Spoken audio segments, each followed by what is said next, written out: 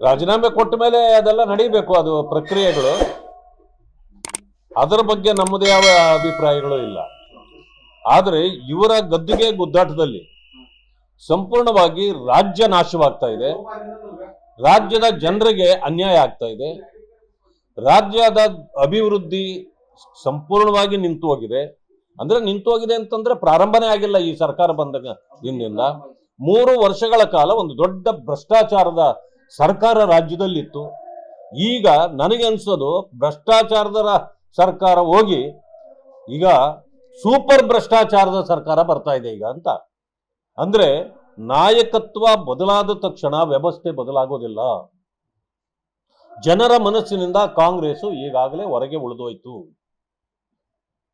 ಈಗ ವಾಹನದ ಚಾಲಕನನ್ನ ಬದಲಾಯಿಸಿದರೆ ಏನು ಪ್ರಯೋಜನ ಆಗೋದಿಲ್ಲ. ಯಾಕೆಂದ್ರೆ ಆ ವಾಹನವೇ ಕೆಟ್ಟು ನಿಂತಿರೋದಕ್ಕೆ ನೀವು ಚಾಲಕನನ್ನ ಬದಲಾಯಿಸಿದರೆ ಏನು ಪ್ರಯೋಜನ? ನೀವು ವಾಹನವನ್ನೇ ಬದಲಾಯಿಸಬೇಕು, ಅದು ನಿಮ್ಮಿಂದ ಆಗೋದಿಲ್ಲ.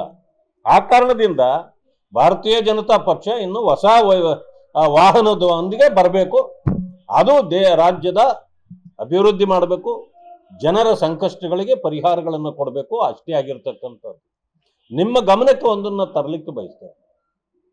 ಇವತ್ತು ನಿನ್ನೆ ನೀವು ನೋಡಿರ್ಬೋದು, ಅನೇಕ ಟ್ರಾನ್ಸ್ಫರ್ಗಳ ಲಿಸ್ಟ್ಗಳು ಹೊರಗಡೆ ಬರ್ತಾ ಇದೆ. ಈಗ ಸರ್ಕಾರ, ಆಡಳಿತ ಸರ್ಕಾರ ಇಲ್ಲ, ಡಿಸಾಲ್ವ್ ಆಗೋಗಿದೆ. ನಿಮಗೆ ಅಧಿಕಾರ ಕೊಟ್ಟವ್ರು ಯಾರು?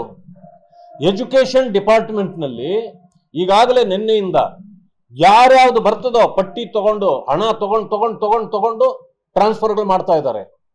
ಈಗಾಗಲೇ ಇದು ಏನೋ ಶಿಕ್ಷಕರ ಅಸೋಸಿಯೇಷನ್ ಅಧ್ಯಕ್ಷರು, ಪ್ರಧಾನ ಕಾರ್ಯದರ್ಶಿಗಳೆಲ್ಲ ಮಾಡಿದ್ರು. ನಾವು ಕೌನ್ಸಿಲಿಂಗ್ ಮಾಡಿ ನಾವು ಟ್ರಾನ್ಸ್ಫರ್ ಮಾಡ್ತೀವಿ ಅಂತ ಹೇಳಿದ್ರು. ಈಗ ನೋಡಿದ್ರೆ ಕೌನ್ಸಿಲಿಂಗ್ ಇಲ್ಲ, ಏನಿಲ್ಲ, ನಾವು ಕಾಯ್ಕೊಂಡಿದ್ವಿ. ಈಗ ಎಲ್ಲ ಪಟ್ಟಿಗಳು ಹೊರಗಡೆ ಬರ್ತಾ ಇದೆ. ಯಾಕಂತಂದ್ರೆ ಅಲ್ಲಿ ಮಂತ್ರಿಗಳಿಲ್ಲ, ಇವರೇ ಅಧಿಕಾರಿಗಳು ಎಲ್ಲ ಹಣ ತಗೊಂಡು ಟ್ರಾನ್ಸ್ಫರ್ಗಳು ಮಾಡ್ತಿದ್ದಾರೆ ಅಂತ. ಇದು ಎಲ್ಲಾ ಡಿಪಾರ್ಟ್ಮೆಂಟ್ಗಳಲ್ಲೂ ನಿನ್ನೆಯಿಂದ ನೋಡ್ತಾ ಇದ್ದೀವಿ ನಾವು. ಇಲ್ಲಿವರೆಗೂ ಇಲ್ದಿದ್ದು ಲಿಸ್ಟ್ಗಳು ಯಾಕೆ ಹೊರಗಡೆ ಬರ್ತದೆ? ಅದಕ್ಕೆ ಹೇಳಿದ್ದು ಇದು ಸೂಪರ್ ಕರಪ್ಟ್ ಗವರ್ಮೆಂಟ್ ಆಗ್ತದೆ ಮುಂದೆ ಅಂತಕ್ಕಂಥ ಮಾತನ್ನು ನಾನು ಹೇಳ್ತೇನೆ. ನಾವು ಕಾಂಗ್ರೆಸ್ನ ಆ ಗೊಂದಲದಲ್ಲಿ ಲಾಭ ಮಾಡಲಿಕ್ಕೆ ನಾವು ಕಾಯ್ತಿರಲಿಲ್ಲ. ಈ ಸರ್ಕಾರವೇ ಭ್ರಷ್ಟ ಸರ್ಕಾರ, ಅಭಿವೃದ್ಧಿ ಶೂನ್ಯ ಸರ್ಕಾರ, ಜನರನ್ನ ಇದು ವಂಚಿಸಿದ ಸರ್ಕಾರ. ಇದು ಹೋಗಬೇಕು ಅನ್ನೋದು ನಮ್ಮದು. ಇವತ್ತಿಗೂ ಅದೇ ಮಾತಿದೆ. ಹಿಂದೆ ಏನಿತ್ತೋ ಈಗ ಮುಂದೇನೂ ಇದೆ.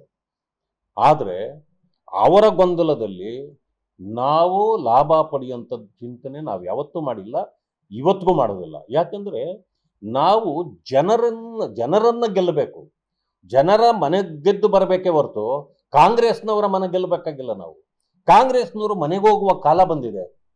ಅದರ ಬಗ್ಗೆ ನಾವ್ಯಾಕೆ ಚಿಂತೆ ಮಾಡಲಿ? ಇವತ್ತು ನಮಗೆ ಜನ ಆಶೀರ್ವಾದ ಮಾಡ್ತಾರೆ, ಅದನ್ನು ನಂಬಿರ್ತಕ್ಕಂಥ ನಾವು ಜನಪರವಾದ ಕೆಲಸಗಳನ್ನು ಮಾಡ್ತೇವೆ. ಸರ್ಕಾರ ಎಲ್ಲೆಲ್ಲಿ ತಪ್ಪು ಮಾಡ್ತದೋ ಎಲ್ಲವನ್ನು ಜನರಿಗೆ ಮುಟ್ಟಿಸ್ತಕ್ಕಂಥ ಕೆಲಸ, ಇವರಿಗೆ ಕಾಂಗ್ರೆಸ್ನವರಿಗೆ ಬಿಸಿ ಮುಟ್ಟತಕ್ಕಂಥ ಕೆಲಸವನ್ನು ನಾವು ಮಾಡೋದೇ ಹೊರತು ಲಾಭಕ್ಕಾಗಿ ನಾವು ಕಾಯುವವರಲ್ಲ. ನನಗೆ ಯಾರೂ ವಿರೋಧಿ ಇಲ್ಲ.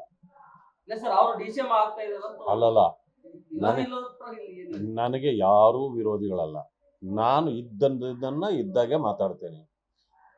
ಪ್ರಿಯಾಂಕಾ ಖರ್ಗೆ ತಪ್ಪು ಮಾಡಿದ್ರು ನಾನು ಮಾತಾಡ್ತೇನೆ, ಬೇರೆಯವರು ತಪ್ಪು ಮಾಡಿದ್ರು ಮಾತಾಡ್ತೇನೆ. ಯಾಕಂದ್ರೆ ನನ್ನ ಸ್ಥಾನವೇ ಅಂಥದ್ದು.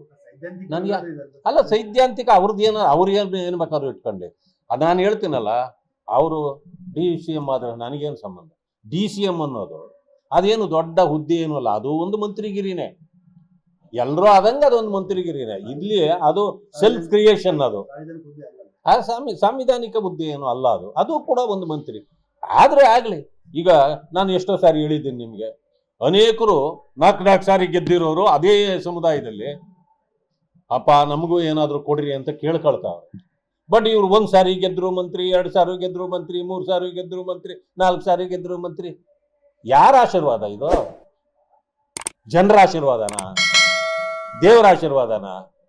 ಇದು ಕೇವಲ ಅಪ್ಪನ ಆಶೀರ್ವಾದ ಅಷ್ಟೇ.